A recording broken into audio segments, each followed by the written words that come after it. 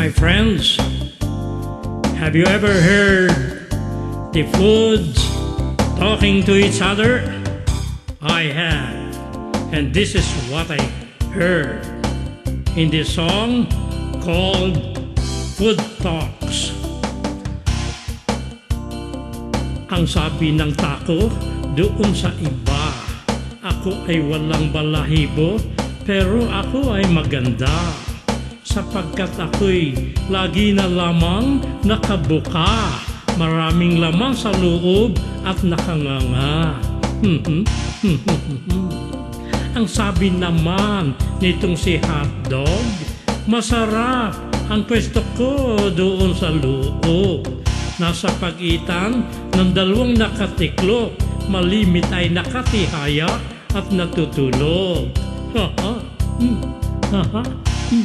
Ang sabi naman nitong si pizza, ang akin ay nasa salabas na.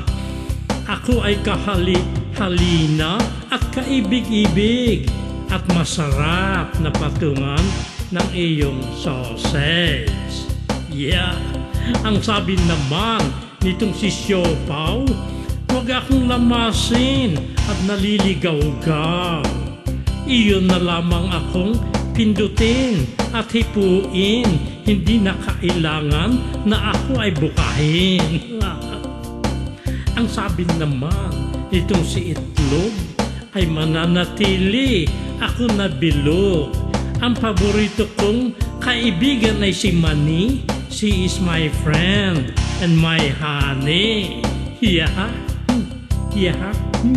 Ang sabi naman nitong si Sorbetes, I really think that I am the best.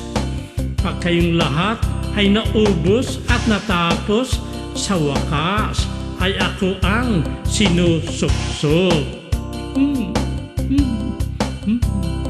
Huwag akong kalilimutan ang sabi ni Kape. Ako ang pamparelax after the climax.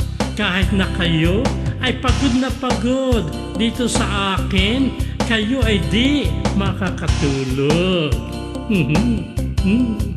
Ang sabi naman nitong si sigarilyo, sa inyo ako ang magpapaaso.